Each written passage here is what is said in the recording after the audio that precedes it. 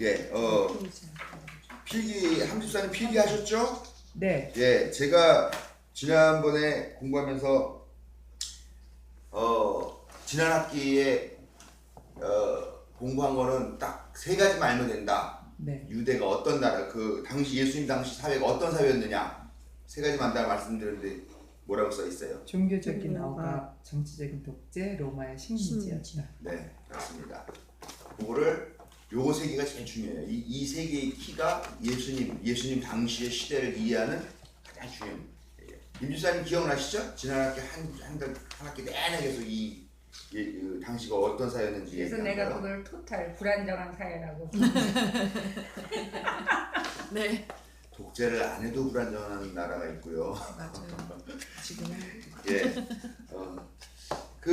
아무튼 우리가 그래도 지금 뭐 이제 한국 사회가 분단이라고 하는 문제 하나 빼고는 그래도 그냥 뭐 경제도 잘 되고 교육도 상당히 수준이 높고 그렇기 때문에 우리가 좀 간과하기가 쉬워요. 왜냐면은 뭐 또 물론 뭐 보릿고개 지내신 분들도 있고 뭐 전쟁 경험하신 분들 우리 한주사님은 1살 때, 2살 때, 저요? 예, 2살 때. 예, 그래도 경험한 전쟁하시고 세대. 기억은 안 왜냐면 나겠지만 피난 간 걸 기억하니까.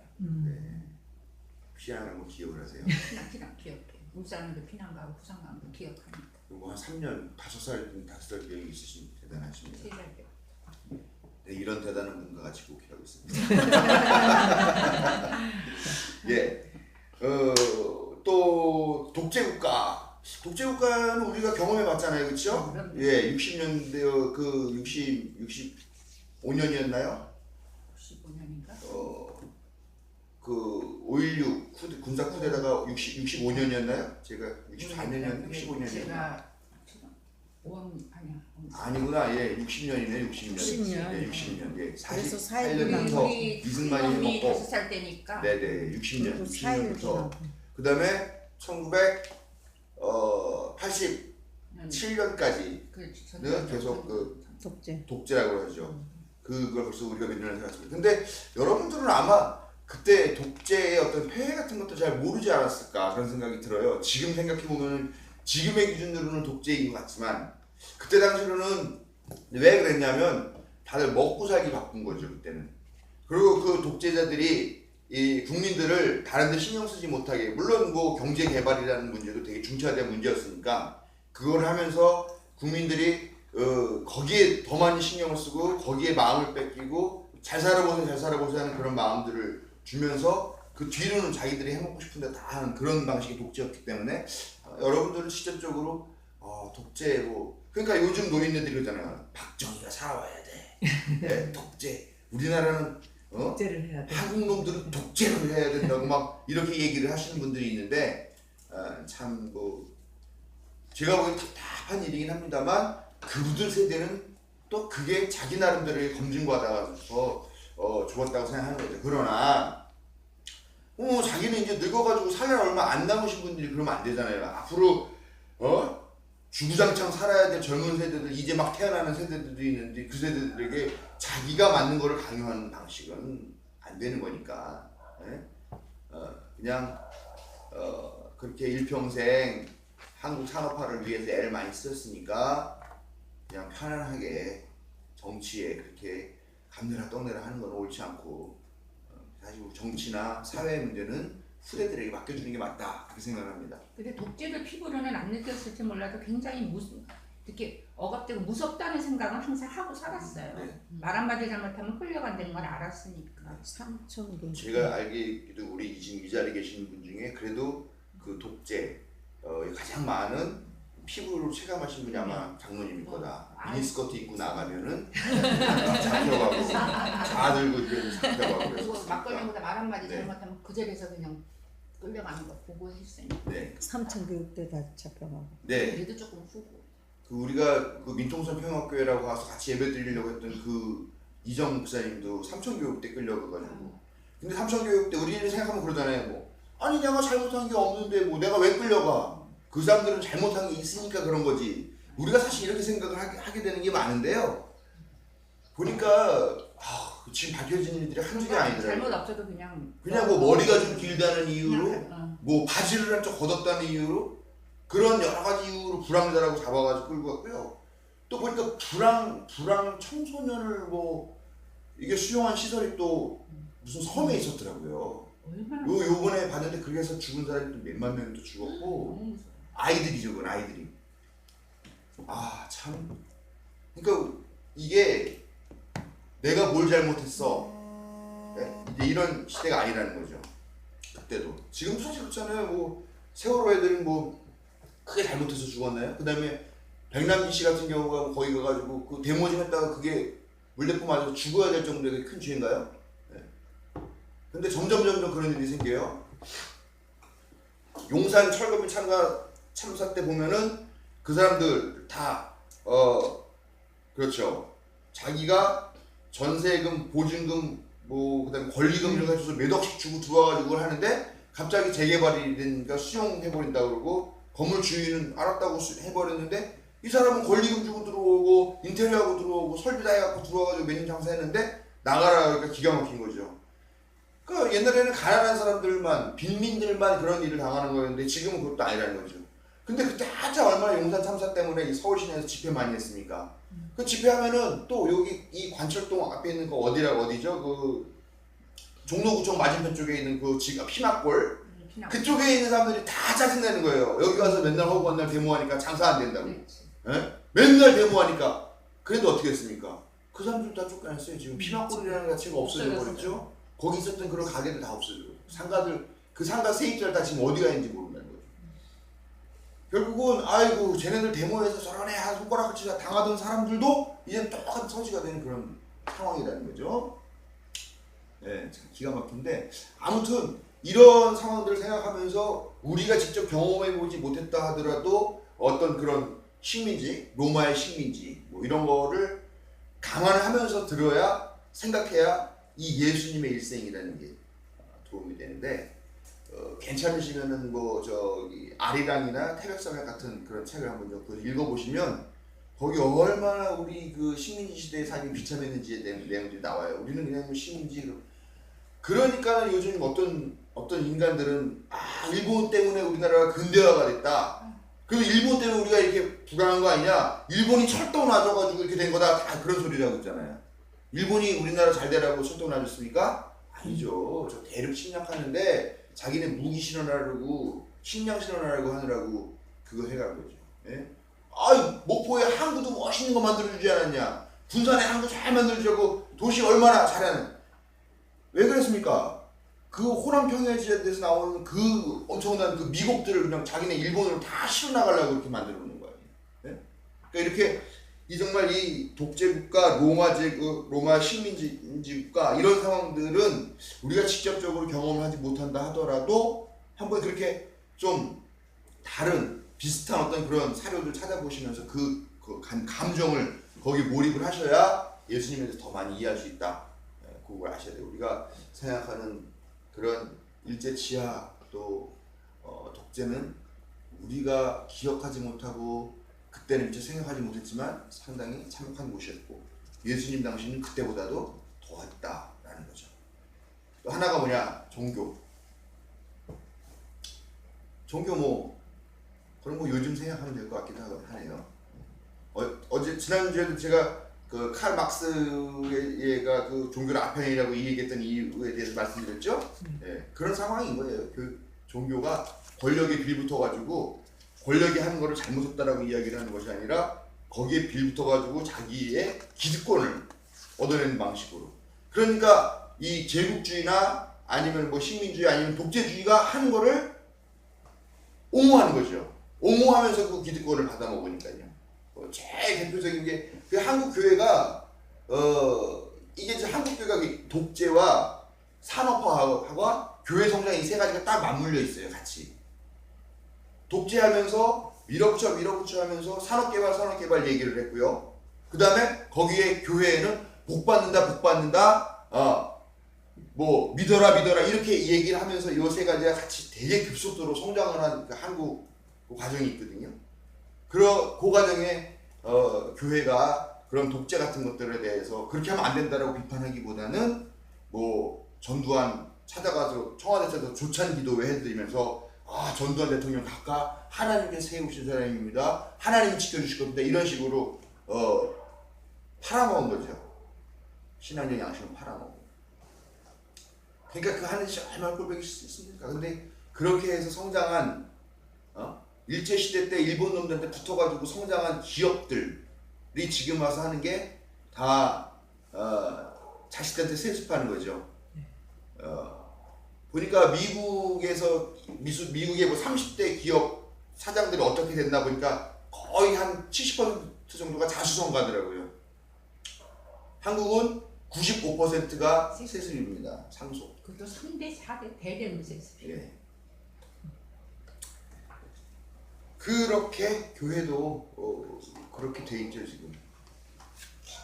이 교회가 근데 이제 앞으로 얼마 안 남았다는 거. 어저께 그 예수살기 그 회원의 날 행사에 갔다가 같이 공부했던 목사 하나를 만났어요. 뭐 다들 뭐 그 자리에 어떻게 들어갔냐 뭐 말도 많은데 아무튼 우리 집사람보다 한 살 많은 사람인데 그래도 꽤 괜찮은 교회를 갔어요.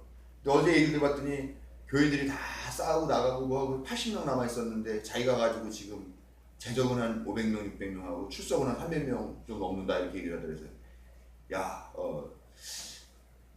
너 지금 그 교회 성장 세미나 다니면 되겠다 강사라고 그랬더니 웃으면서 좋아하더라고요. 근데 그 사람도 걱정이 있는 거죠. 지금은 잘 되고 있는데 5년, 10년 뒤에는 자기 자신도 없다는 거예요. 자기가 젊은 사람이 와서 목회한다 그러니까 교회에 그 젊은 사람들이 많이 온대요. 자기네 교회는 다른 교회에 비해서는 젊은 사람이 상당히 많은 편이고 그래도 뭐 헌금도 꽤 잘하는 그런 편이라고 하는데도 이 친구도 걱정을 하는 거죠. 이게 권력에 유착해가지고 자기 몸을 부풀린 어떤 그런 교회의 종말의 모습이 아닐까 하는 그런 두려움들이 있습니다. 그래도 교회가 망해서 없어지는 것보다 더 중요한 건 우리가 온전한 신앙을 잃는 게 아닌가 생각합니다. 저는 조만한 교회가 없어지더라도 열심히 살겠습니다. 여러분 동참해 주시기 바랍니다. 자, 설명이 길었는데 오늘은 이제 예수님이 이 경구와 비유를 통해 가지고 하나님 말씀을 전했다 이렇게 얘기를 했습니다. 예수님의 하신 언어의 특징이 있습니다.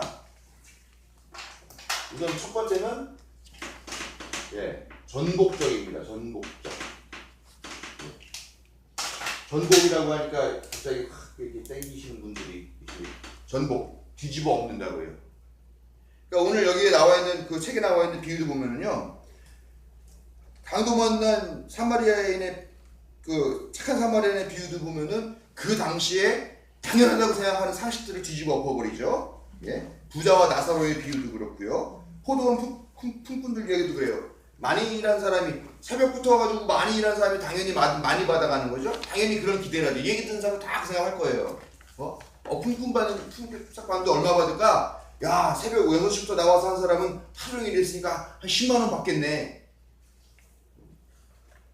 나중에 와가지고 1시간밖에 안 한 사람은 3만 원 받았으니까 야, 다 한 사람은 10만 원 받겠네. 이런 기대를 하고 있는데 그걸 확 뒤집어 엎어버리는 거죠.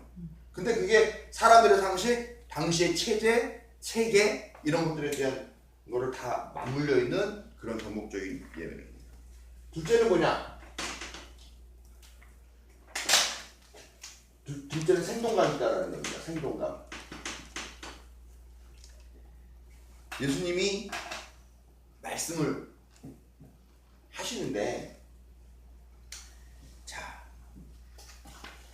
한번 이런 얘기를 한번 해봅시다. 경구와 비유의 대가 예수 이렇게 나오는데 여기 보면은 가시나무에서 어떻게 포도를 따며 엉겅퀴에서 어떻게 무화과를 따겠느냐 이런 이야기가 있어요. 이게 예수님께서 하신 경구죠. 이 예수님이 이 얘기를 할 때 어떻게 얘기를 했을까요? 지금 5,000명 정도의 남성들이 쫙 앞에 와 있습니다.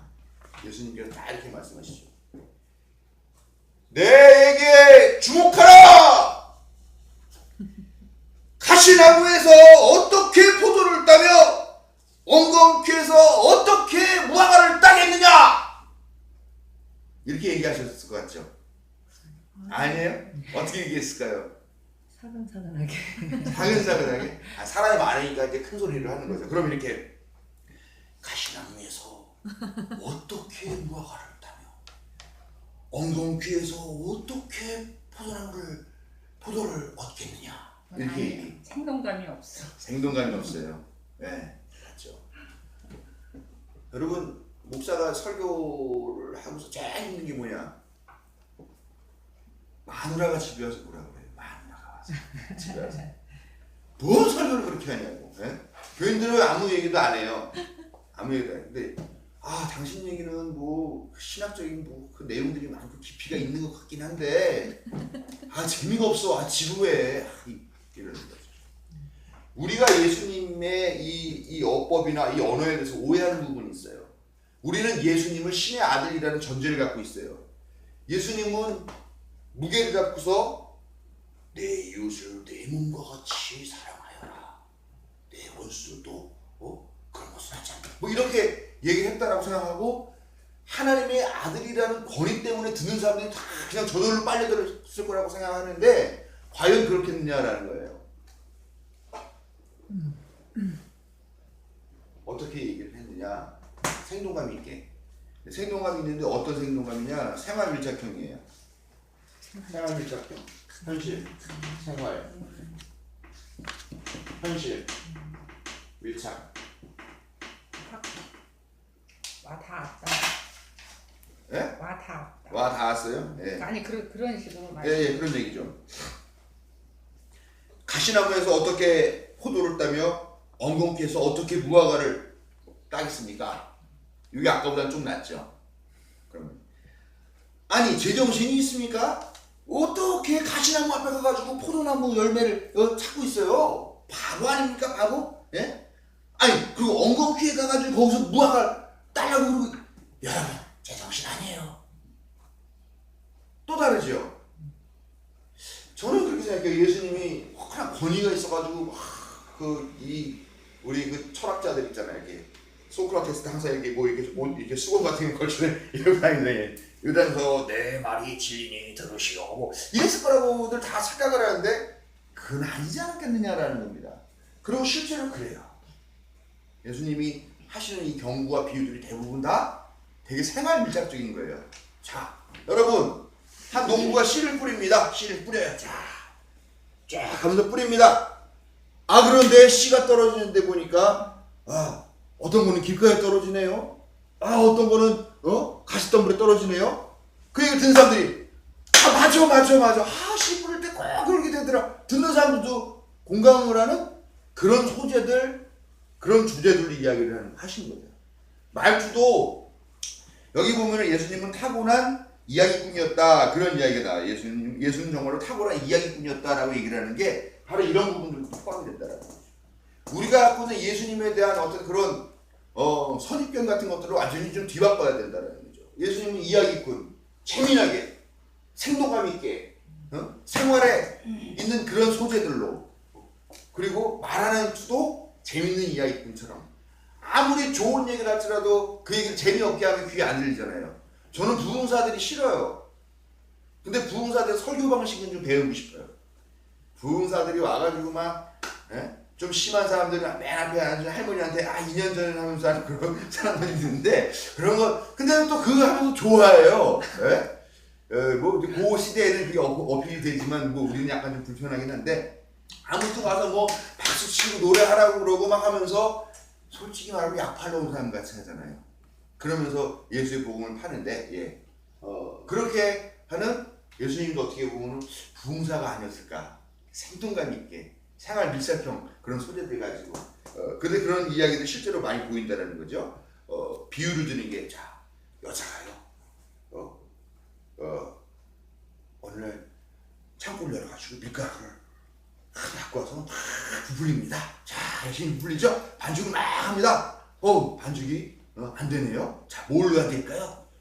누룩이요. 누룩 막 누룩 넣습니다. 예, 합니다.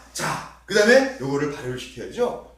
다음날에서 딱 봤더니 어떻게 됐습니까? 요만했던 게 이만해졌어요. 하면서 이런 식으로 생활 밀착적인 이야기 소재를 가지고서 생동감 있는 화법으로 이야기를 하신 분이 예수님일 것이다. 그렇기 때문에 5천 명씩이나 따라다니죠. 누가 네? 제가 설교한 교회는 한 30명밖에 안 오잖아요. 네. 이렇게 이야기꾼이 아니라 타고난 이야기꾼이 아니라. 자, 또 하나는 비폭력입니다.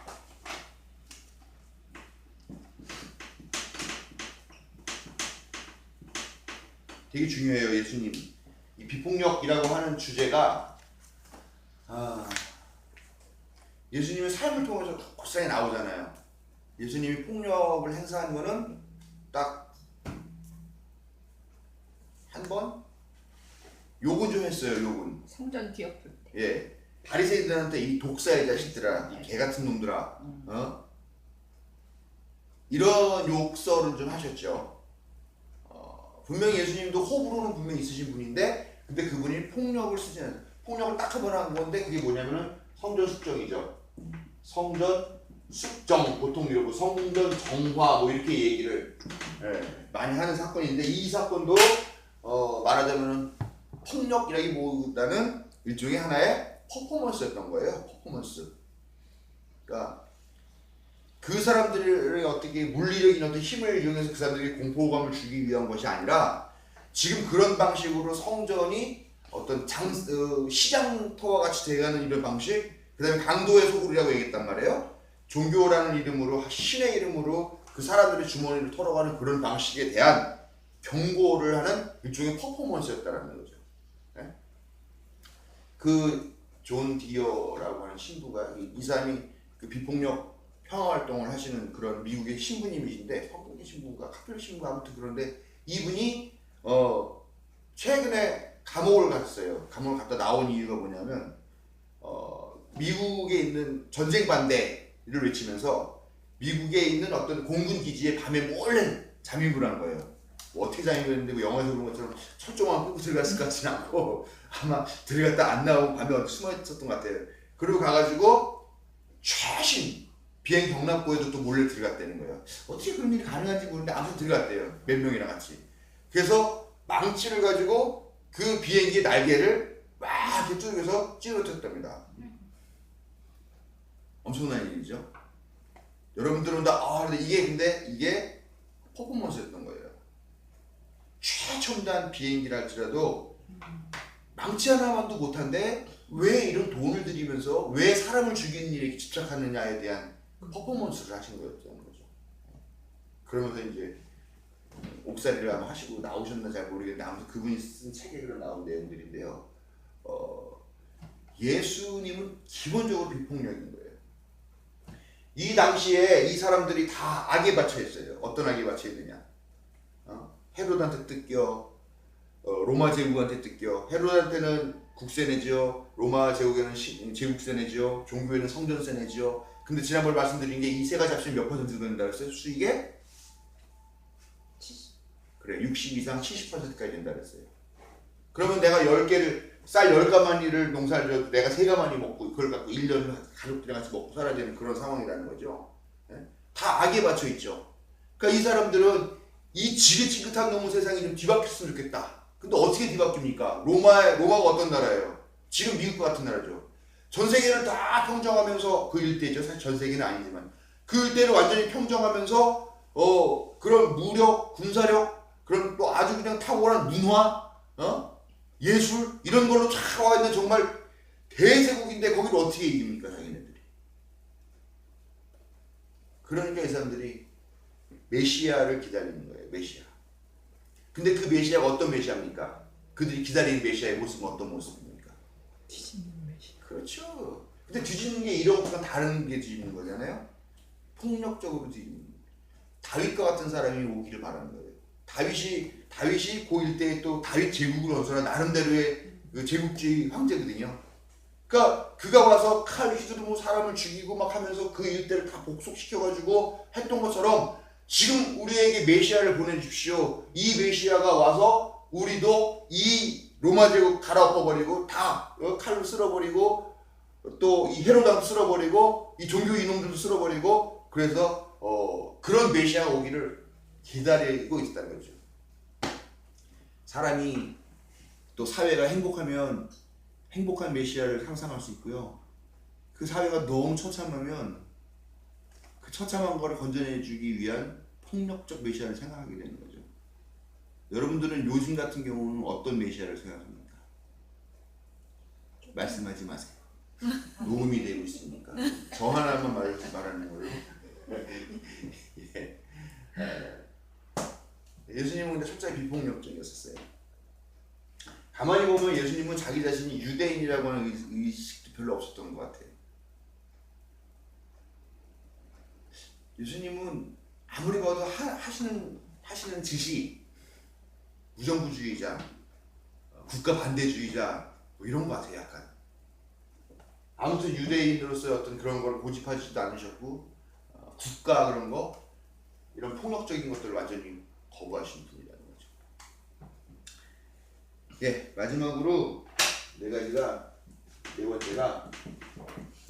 참여 실천의 촉구입니다. 참여와 실천을 촉구했다. 예수님의 언어에는 항상 이걸로 끝나요. 선한 사마리아인의 이야기를 마치면서 뭐라 그럽니까? 가서 너도 이와 같이 하라. 가서 너도 이와 같이 하라.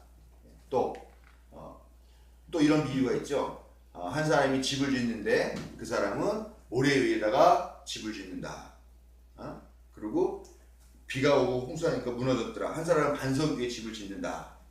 한다. 그러면서 끝나는 말이 뭐냐면 이와 같이 하나님의 말씀을 듣고 행하지 않는 자는 모래 위에 집을 짓는 사람이다라고 이야기합니다. 우리가 잘못된 신앙교육을 받아가지고 뭐 예수는 믿기만 하면 구원받는다고 하는 그런 착각을 하고 있는데요. 사실 예수님 자신은 그런 얘기를 한 게 없어요. 예수님이 믿음에 대한 이야기를 한 이유는 뭐냐면 확신을 가지라는 거예요. 이 일이 안 될 것 같지? 이런 잘못된 이런 세계를 뒤바꿔버리고 네 머릿속에 꽉 박혀있는 그런 잘못된 상식과 가치관들을 뒤집어 엎어버리는 이런 정복이 안 될 것 같지? 믿어! 이런 믿음을 이야기하신 거지. 나를 믿으면 너 저절로 구원되라는 말씀하신 적이 없다는 거죠. 예수님이 그리고 믿으라고 한 이야기는 뭡니까? 그 믿음을 갖고 가서 하나님의 말씀을 행하라는 그 이야기를 하기 위해서 믿음을 얘기하신 것이지, 결국 지금과 같은 이런 믿음을 이야기하신 적은 예수님 자신은 없다라는 겁니다. 뭐 다 그래요. 다 여기 나오는 우리가 대부분 보는 여러분들이 다 어떤 그 일반 기성 교회에서 하는 기성의 그런 교리 체계, 교리 교육 수준의 그런 신앙 교육에 너무 익숙해져 있어가지고 다 그렇게 생각하시는데, 예수님의 말씀 비유를 가만히 그 최소한 마가복음 같은 경우만 보시면 거기는 다 저절로 구원받는다는 게 없습니다. 다 참여하고 실천하라고 촉구하시는 내용들이 항상 결말로 나옵니다. 근데 말씀 중에서 그런 거 있잖아요. 나를 믿어야 구원된다 뭐 이런 얘기 있지 않아요? 그렇죠. 자, 나를 믿어야 구원을 받는다라고 하는 게 우리가 볼 때는 저분은 하나님의 아들이니까 저분을 믿으면 내가 구원을 받겠구나. 내가 대통령, 내가 국회의원 아들이랑 친구면은 내가 좀 편안하잖아요. 예를 들면 그런 것처럼 내가 하나님 아들이니까 나를 믿으면 너가 구원되어라는 방식이었을까? 이 당시에 하던 이야기가. 아니면 내가 말하는 전복적인 이런 가치들이 정말 한번 해볼 만한 것이니까 나를 믿어. 너 믿고 나랑 같이 이 길을 같이 가면 이 길이 너를 살릴 거야. 자, 살릴 거야라는 것과 구원할 거라는 말이 다르죠. 어감이. 예수님이 처음부터 구원이라는 말을 쓰셨을까요? 야, 우리가 살 수 있는 방식이 뭐냐? 야, 우리가 그래, 해방이라는 단어를 더 많이 썼겠네요. 그죠? 야, 우리가 이 지긋지긋한 이 체제에서 벗어나고 해방되고 여기서 살아남기 위해서는 어떻게 해야 될까? 왜 이렇게 얘기를 했겠죠? 근데 이게 종교화되면서 이런 종교적 언어로 바뀐다는 거죠. 십자가가 뭐예요? 십자가가 정치범에게 내리는 가장 극형입니다. 근데 지금 우리는 십자가를 뭐로 생각합니까? 구원을 생각하시죠. 근데 십자가가 구원이기도 하지만 고난을 상징하기도 하거든요. 근데 불행하게 한국에서는 지금 십자가를 고난보다는 구원의 상징으로 더 많이 보게 된다. 그런 종교화들이 있는 거예요. 그리고 지금 말씀하신 내용은요, 지난주에 얘기를 했는데, 복음서가 4개가 있잖아요. 복음서 4개 뭐예요, 임 집사님? 마태와가 누가? 그렇죠. 마태, 마가, 누가, 요한이 있어요. 근데 요 세 가지와 요거를 다르게 봐요. 요거를 뭐라고 요 세 가지 합쳐서 뭐라고 부른다 했어요? 공관복음이라고 합니다. 같은 관점을 갖고 있는. 하시네요. 공관복음은 제사복음서야. 그렇죠. 공관이 무슨 뜻인데요? 그때는 공관? 공관. 같이 본다는 이게 한 가지 하나 공짜예요. 한 가지 공짜. 그다음에 볼관자. 관자가 관점의 그런 관. 그렇지. 이렇게 쓰는 것 같은데 아마. 네? 우리가 모르니까 말이죠. 볼관자. 네. 볼까? 한 가지로 본다라는 거죠. 이게 공간복음이에요. 이게 왜 공간복음이냐면 또 다시 이제 간단하게 설명할게요. 지난주에 한 얘기지만 마태복음이 맨 처음 마가복음이 맨 처음 쓰여졌어요. 맨 처음 쓰여졌을 때 이제 필요 없었지. 그동안 성서라는 게 필요 없었어요. 아니 성서가 아니라 그런 문서가 필요 없었어요. 그런데 이 예수님이 안 와. 오기를 약속한 때가 다가오고 그러는데 금방 온다는데 안 와. 너희들 중에 죽기 전에 나를 보는 사람들이 있을 거다 얘기를 했는데 이 사람이 죽어가고 있는데 안 와. 걱정되는 거죠. 야 금방 안 오실 건가 보다. 그러면 이 가르침 어떻게 해야 되지? 말로 전하는 게 한계가 있다. 글로 남기자. 그래가지고 이제 했습니다. 근데 마가복음 쓸 때 마가복음 공동체에서 자기가 나름대로 쓰고 있는 자료들이 있을 거예요. 그 다음에 예수님의 어록집이 있어요. 어록집 이걸 휴라고 합니다. 휴복음 어록만 모아놓은 거예요. 여기는 경구와 비유들만 모아놓은 그런 책이에요. 그래서 요것과 요것을 합쳐가지고 쓴 게 마가복음이에요. 근데 요게 맨 처음 쓰여졌잖아요. 그 다음에 마가복음과 누가복음 비슷한 시기에 쓰여지는 거예요. 얘도 원래 자료가 있어요. 얘도 자기가 갖고 있는 원래 공동체의 자료가 있습니다. 자기 안에서 특별하게 중요하게 생각하고 보존하는 그런 자료가 있죠. 그리고 얘네가 이 마가복음을 보고 참고를 합니다. 그렇죠? 그러니까 마가복음의 이야기가 여기가 들어오는 거죠. 마가복음이. 그러다 보니까 결국은 다 마가복음적인 관점들이 들어있어요. 이 책들이. 그래서 요 세 개가 공간복음이라고 부르는 거예요. 세 개를. 마태, 마가, 누가복음, 공간복음. 네. 근데 요한복음은 달라요. 이게 지금 예수님이 뭐 영년 예를 들어 서기 영년은 아니지만 영년에 태어나가지고 30년경에 돌아가셨다고 치면은 70년경에 이 마가복음 처음 쓰여져요. 그 다음에 뭐 80년, 85년 이런 식으로 이제 마가복음과 누가복음 쓰여지는 거고요. 한 50년경에 사도 바울의 편지가 쓰여지지만 사실 사도 바울은 이런 교리화된 기독교는 알고 있지만 예수님을 만나본 적은 없는 사람이니까 좀 논외로 하고요. 아무튼 예수님에 대한 기록이 이제 이렇게 나오게 되는데 뭔 얘기가 여기까지 왔을까? 공간복음. 왜요? 아니요, 저것 때문에 그랬어. 나를 저기 믿으면 구원을 받는다고. 맞아. 그랬는데 70년인데 요한복음은 100년까지 내려가요. 그러면 지금 여기 이 70년에 처음 쓰여진 이 마가복음에도 보면은 예수님이 제자들에게 뭐 떡을 떼어주시고 이런 이야기가 그냥 야 배고프다 야 떡 갖고 와 물고기도 잡았지 갖고 와 좀 나눠 먹자 이런 식으로 했던 건데 이때 이미 50년 60년 70년이 되면은 그 교회에서 성만찬이라는 예식을 하게 돼요. 그런 것들이 만들어져요. 근데 그 성만찬 예식이 예수님이 마지막에 그 마지막 최후의 만찬을 했던 그 자리이기도 하고 그 다음에 그 뭡니까 제자들이랑 같이 이렇게 불가에서 이 고기를 구워 먹고 떡을 구워 먹고 하는데 그것도 같이 들어가거든요. 그러니까 근데 그런 일이 실제로 있었는지 없었는지 모르지만 아무튼 예수님이 성만찬을 그렇게 만드셨다라고 성서에 나온다는 거죠. 70년경에 쓰여진 것도 이미 종교화, 제도화 되어 있는 내용들이 들어와 있다는 거예요. 그러면 100년에 쓰여진 건 어떻게 했냐라는 겁니다. 여기서부터 여기까지 예수님 돌아가신 이후에 여기서 약 70년 동안 이미 주물러치고 이게 하나의 종교로서 자리매김을 하게 된 상태가 된 거라는 거죠. 이게 날고가 없어요. 이제 예수님이 그 말도 안 되는 소리죠. 그 왜 엉겅퀴 나무에 가서 그 무화과를 달라고 그래요. 그거 답답한 이렇게 얘기하시던 게 여기 와서는 어찌하여 엉겅퀴 나무 밑에서 무화과를 얻으려 하느냐 이렇게 바뀌어버린 거예요. 이 느낌이. 이때는 이 사람들을 깨우치고 이 사람들에게 새로운 삶을 제시하고 하는 그런 떠돌이 설교자였다면 여기서는 이미 하나님의 아들이 되어버린 거라는 거죠. 엄청난 격차가 있는 거예요. 그때 쓰여진 게 요한복음이에요. 빛이 있으라 뭐 이런 빛이 있으라 뭐 태초에 빛이 있었으니 말씀이 있었으니 뭐 하면서 우리는 말씀이 예수님이다 뭐 이렇게 얘기를 하는데 왜 말씀이 예수님이에요? 예수님은 예수님이죠. 근데 이 70년 동안에 말씀 로고스라고 하는데요.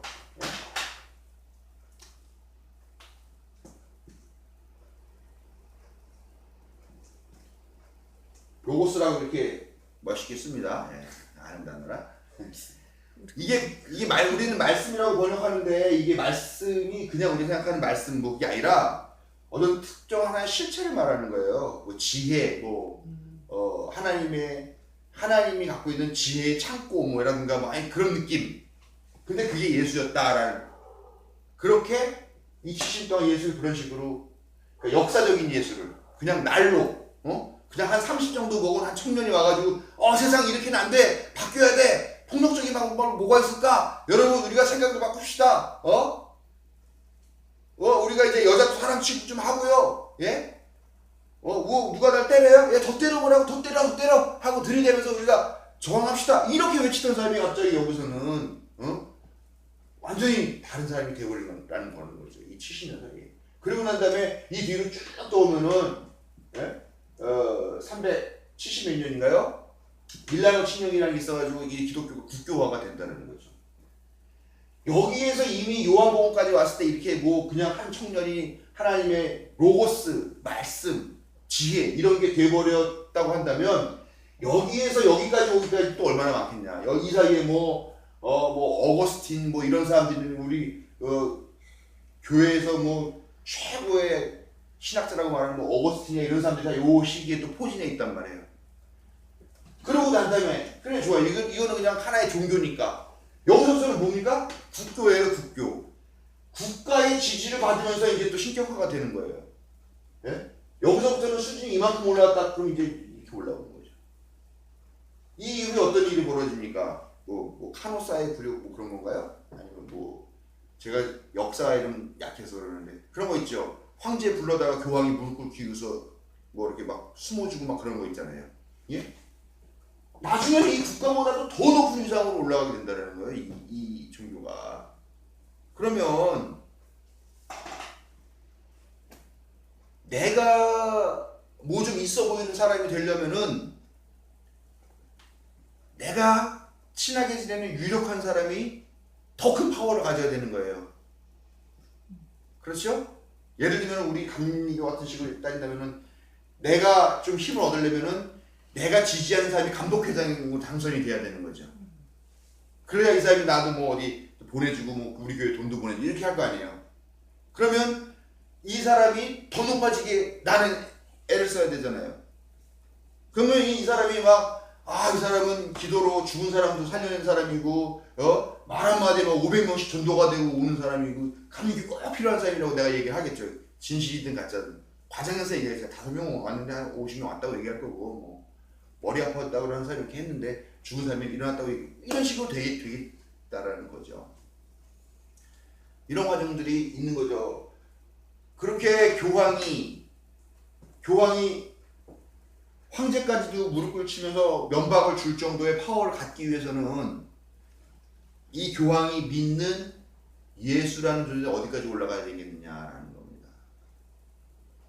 내가 황제인 너를 이렇게 마음대로 할 수 있는 이유는 뭐냐면 내가 그런 권력을 받았어. 어디서 받았어? 하늘에서. 유일하신 신으로부터 받았어. 할 말 있어? 이런 논리가 만들어지는 거죠. 종교가 지금 그런 식으로 지금까지 온 거라는 거죠. 쫓겨날 것 같은데 아무래도 너무 많이 나왔네. 예, 요 네 가지 전복적인 이야기, 그다음에 생동감이 있는 생활과 현실 밀착기, 그다음에 비폭력이 제일 중요해요. 예수님이 말씀은 비폭력입니다.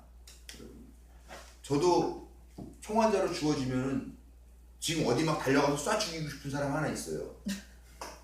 말은 하지 마. 예, 말은 안 해요. 근데 그거 예수님이 바라는 방식은 아니거든요. 미워요. 정말 죽이고 싶도록 밉지만 나는 그렇게 생각해요. 나는 그럼 무슨 착하고 살 살려줄 만한 그런 존재로서 내가 살림받고 내가 이렇게 용서받고 내가 목사까지 내가 여러분한테 이런 얘기 하나. 나도 사실은 마찬가지라는 거죠. 그 사람이랑 나랑 똑같은 죄인이죠. 근데 저는 죄를 깨닫고 이제 좀 개가천선 하려고 하는 거고, 그 사람은 아직 자기 죄를 깨닫지 못하고 자기가 갖고 있는 권력으로 수많은 사람을 도탄에 빠뜨리고 있다는 그런 차이가 있다는 거죠. 내가 그 사람을 개인적으로는 미워할 수 있습니다만은 종교에서는 그건 아닙니다. 밉지만 죽이고 싶어서 미워하는 게 아니라 그 사람이 회개하게 하기 위해서 미워하는 거라는 거죠. 우리 기독교는 비폭력적입니다. 근데 지금 교회만큼 폭력적인 사람이 없죠. 요즘 제일 도드라지게 나오는 게 성소수자들에 대한 그런 차별 이런 거 같은 거. 나와 다르다는 이유 때문에 차별하는 거. 우리 장로님 말씀하신 거 가만히 들어보면은 이 A와 B가 다르다라고 얘기했고 A와 B가 틀리다 이렇게 얘기를 해요. 제가 약간 신경 쓰는 말 중에 하나인데, 다른 것과 틀린 거는 전혀 별개입니다. 다르다라는 거는 이것도 맞고 이것도 맞지만 그렇지만 이거 두 개가 똑같진 않다라는 이야기고, 틀리다라는 말은 A나 B나 이 둘 중에 하나는 맞고 너는 가짜다라는 이야기가 되는 거잖아요. 근데 우리가 자꾸 다른 것을 틀린 것으로 말해버리게 하는 그런 방식에 익숙해져 있어요. 그러니까 난 남자 넌 여자, 남자도 아니고 여자도 아니고 넌 틀린 거야, 맞지 않는 거야, 옳지 않은 거야, 이런 식으로 가게 되는 방식이 우리에 젖어 있다는 거죠. 말투부터. 예. 그게 옛날부터 흑백 논리였었으니까 그런 것들은 기독교인들은 지양을 해야 되는 거라는 겁니다. 아셨죠? 네. 우리 장로님은 내가 그 언어 습관에서 말씀 딱 드리면 다 바로 고치시니까. 네. 네? 고치셨대요. 네. 그리고 목사들이 난 좀 부끄러워. 어디 가면은 기도하면서 은혜롭다고 기도하는데, 오늘 여러분들 오늘 하나님께 드려진 이 예물이 뭐 하고 바쳐진 무엇이 어쩌고 저쩌고 하나님께서 우리를 통하여 하신 뭐 이 되어진 이 일들을 보고 난 솔직히 너무 부끄러워요. 뭐뭐 하여진, 이게 수동태잖아요. 수동태. 내가 한 게 아니라 등 떠밀려서 하게 된 거. 근데 이 앞에 붙어있는 이게 능동형에다가 뒤에를 수동태 붙인 경우가 많아요. 예? 되다, 하다, 하여진, 바치다, 바쳐진. 근데 이게 한국 문법에는 없는 말이거든요. 근데 유독 이런 말을 목사들이 써요. 기도와 설교 시간에. 되어진, 바쳐진, 뭐 이루어진 같은 거는 원래 쓰는 말이니까 괜찮지만은, 이거를 얘기를 해도 잘 못 고치는 분들이 많이 있는데, 기독교인들이 좀 망신당하지 않으려면 언어도 좀 바른 습관을 갖고 쓰는 게 중요합니다. 네.